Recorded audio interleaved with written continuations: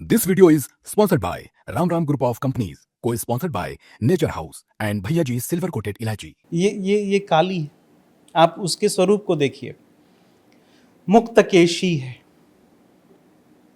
उसका कोई बाल कहीं से बंधा हुआ नहीं है। भारतीय परंपरा में स्त्री का बाल बांधना यह बड़ा आवश्यक होता है, यह लज्जा माना जाता है। बाल खोल के रहना यह अमंगल और अपशकुन का सूचक है। मैं फिर कहानी कनेक्ट करूं, द्रौपदी पर आइए। मैंने कहा कि वो साक्षात काली है।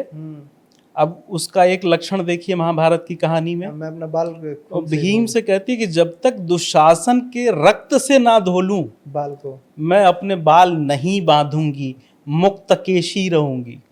ये मुक्तकेशी किसका स्वरूप है? कालिका का स्वरूप।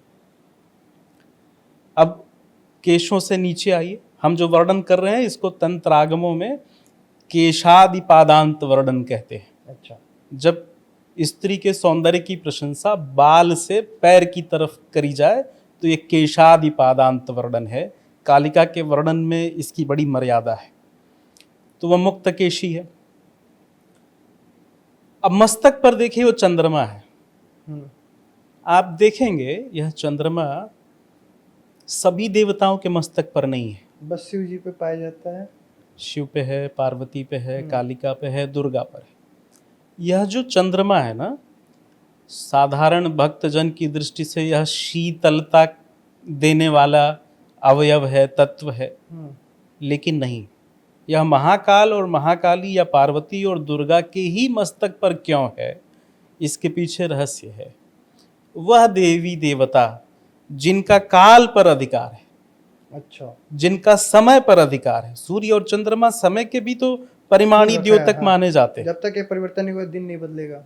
सूर्य से हम महीने का देख लेते हैं, बृहस्पति से वर्ष का देख लेते हैं, चंद्रमा से तिथि का पता कर लेते हैं। तो यह जो मस्तक पर चंद्रमा है यह अमृत तत्व का परिचायक है। यह काल को लांघ जाने की क्षमता का द्योतक है। काली में वह क्षमता है। और काली के मस्तक पर जो चंद्रमा विराजमान है वह साधारण चंद्रमा नहीं है। अन्य देवी देवताओं के मस्तक पर जो चंद्रमा है वो पूर्ण चंद्र होगा, द्वितीया का चंद्रमा होगा। काली के मस्तक पर जो चंद्रमा है वह अमावस्या का चंद्रमा है। ठीक है, साधारणतः अमावस्या का चंद्रमा दिखाई नहीं देता।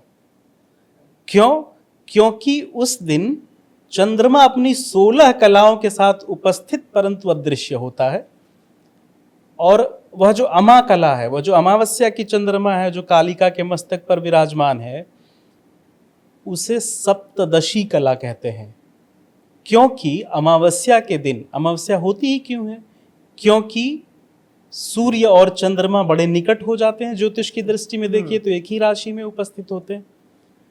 तो इसलिए उसे सप्तदशी कला कहा गया, क्योंकि 16 कलाएं चंद्रमा की और एक कला सूर्य का। तो 16 एक 17 हो गया, उसको सप्तदशी कला कहते हैं। तांत्रिक आचार्यों ने उसका एक और बड़ा सुंदर नाम दिया है। उसको अमा कला भी कहा है और उसको महाकला भी कहा है।